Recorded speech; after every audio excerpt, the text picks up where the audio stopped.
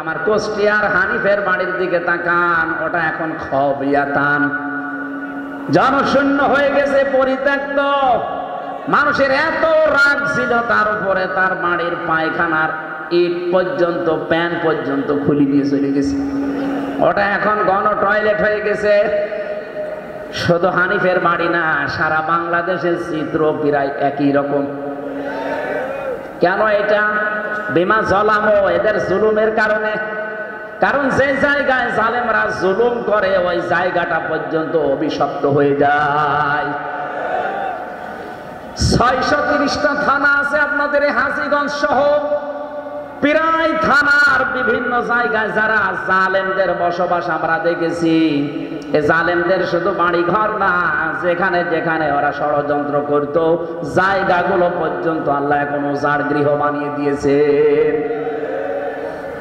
কত অত্যাচার করতো, বিশেষ করে এই মিনি আয়না ঘর আর বিগ আয়না ঘরে। আমি তো 10 দিন ছিলাম, আমি টের পেয়েছি জুলুম কারে বলে।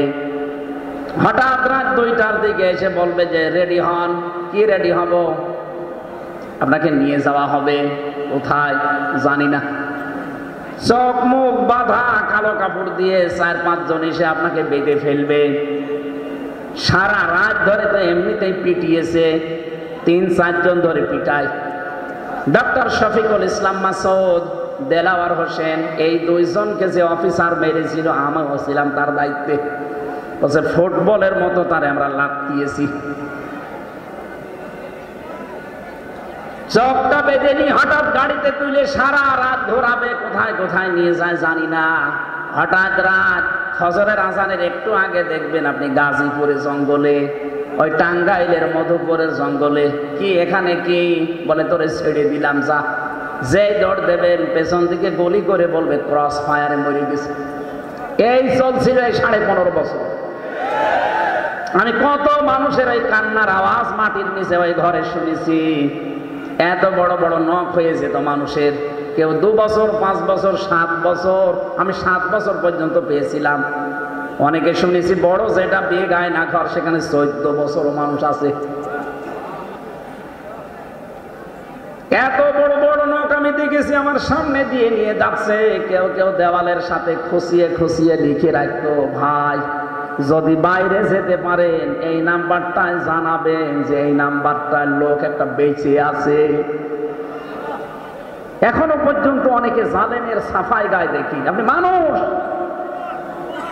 আপনি যদি বুঝতেন যে কি করেছে। পায়খানাকে যেমন ঘৃণা করে তার চাইতেও বেশি ঘৃণা করতো ওই জালেমাকে। আমি তো ভুক্তভোগী, এজন্য আমার একটু রাগ বেশি। কয়েকদিন আগে আমার এই শ্রীমঙ্গল নিয়ে গিয়েছিল, হেলিকপ্টার যাবার সময় পাইলট আমার বলছে হুজুর এই কপ্টারের এই দরজায় হাত দিয়ে। আমি একটু হেলান দিয়েছিলাম, বললাম কেন? হোক আছে, লাগলে কিন্তু খুলে পড়ে যাবে।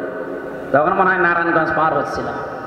মনের ভেতর একটা চিন্তা আসলো, আল্লাহ ও 2 বোন যখন পালিয়ে গেল, হোকটা যদি খুলে যেত তাহলে একটা খেলা। আর যদি আমার সামনে পড়তো, আমার হাতে যা থাকতো আল্লাহর নাম নিয়ে পিটাতাম। 3টা বছরের জীবনটা একেবারে শেষ করে দিয়েছে। এখন হাজারো রোগ আমার শরীরে। ডায়াবেটিস আমার জীবনে কোনোদিন নামই শুনিনি আমার বংশে, অথচ আমার এখন ডায়াবেটিস 27, 19। এই মাথার এক সাইড প্রায় হালকা ড্যামেজ হয়ে গেছে।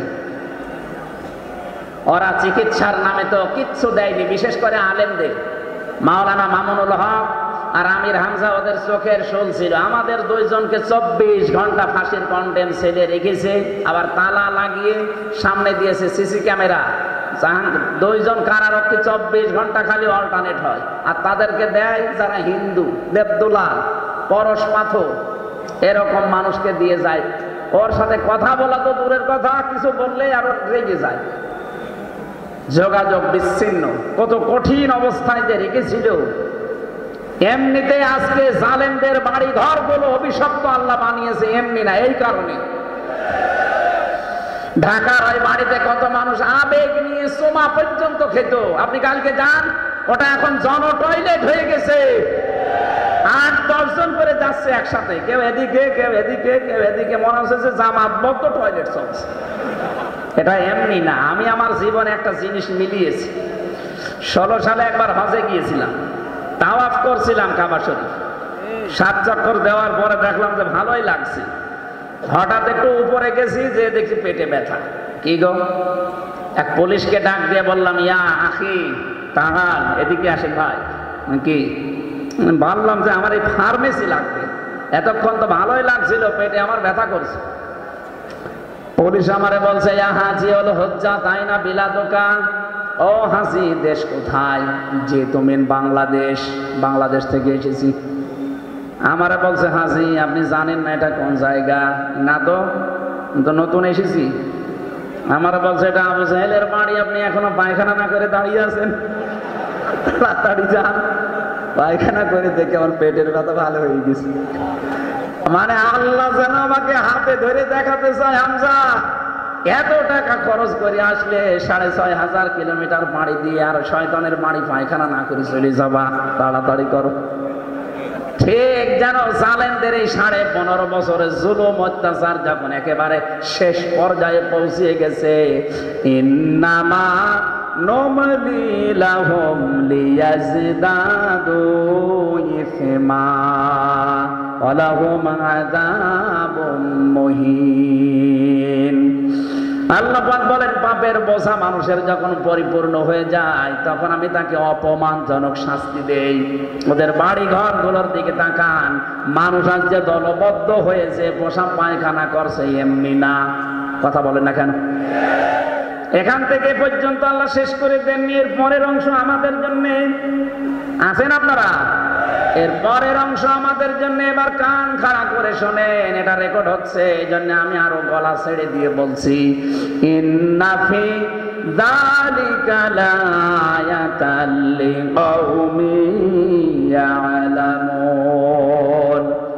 এখানে 2টা তাকিদ আল্লাহ দিয়েছেন। প্রথমে তো ইন্না, আর মাঝে আছে লামে তাকিদ।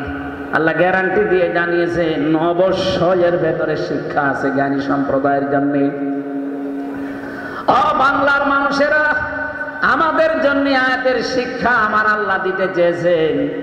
15 বছরের এত বড় বিশাল শিকড় যদি আল্লাহ জালেমদের কেটে দিতে পারে, তাদের বাড়িঘর যদি আজ পরিত্যক্ত হয়ে যায়, বাড়িঘর যদি জনশূন্য হয়ে যায়, টয়লেট হয়ে যায়, আগামীতে যারা ক্ষমতার চেয়ারে বসবে বলে আশা করে আছেন, আপনারাও যদি সত্যি এখন যা শুরু করেছেন এটা জারি রাখেন, আগস্টের 5 তারিখের পরে দেখি অনেকেই বাবা শাহজালাল সব হালাল, এই কথা বলছে না কেন? কত জায়গায় অলরেডি চাঁদাবাজি আরম্ভ হয়ে গেছে। আপনাদের জেলায় মনে শুরু হয়নি। আমার গোষ্ঠীয় কেউ বাজার দখল নেয়, কেউ ঢাক দখল নেয়, কেউ ব্রিজ দখল নেয়, এমনকি অনেকে ফকিরের টাকা পর্যন্ত বলছে দেন। আপনি কি শুরু করেছেন? এরা তো ভাববে যে আগেই ভালো ছিল। কথা বলে না কেন? এই জন্য আমিরে জামাত ডাক্তার শফিকুর রহমান হাফিজাহুল্লাহ ডাইরেক্ট ঘোষণা দিয়ে দিয়েছেন, যদি সত্যি ইসলাম দেশে আসে, সর্বপ্রথম বাংলাদেশ থেকে বিদায় হবে চাঁদাবাজি।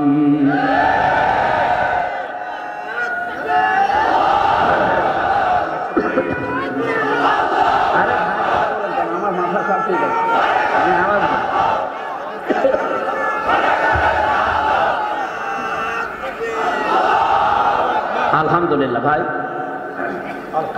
আমার ভাইরা, কষ্ট হচ্ছে না আপনাদের? কতক্ষণ দাঁড়িয়ে থাকবে? হাজীগঞ্জবাসী, আমি যে কথা বলছিলাম, আমাদের তাহলে আয়াত থেকে শিক্ষা নেওয়া দরকার। জালেমদের এত বড় বিশাল শিকড় আল্লাহ কিন্তু কেটে দিয়েছেন। ফাকতিআ দাবিরুল কওমিল্লাযীনা যালামু, জালেমদের শিকড় কাটা হয়ে গেছে। কতিয়া মজুর, এর ফাইল জানা নেই, কে কেটেছে কেউ জানে না। হানিফ সাহেবের বাড়ির একটা ইটও নেই, কিন্তু কে ভেঙেছে কেউ জানে না। সারা দেশে অবস্থা একই। সুতরাং আগামীতে কেউ চেয়ার পেয়ে যদি সত্যি এই জুলুম আবার চালাবেন এই নিয়ত করেন, আপনার বাড়িও 5 বছর পরে শ্মশান হয়ে যাবে। কথা বলো।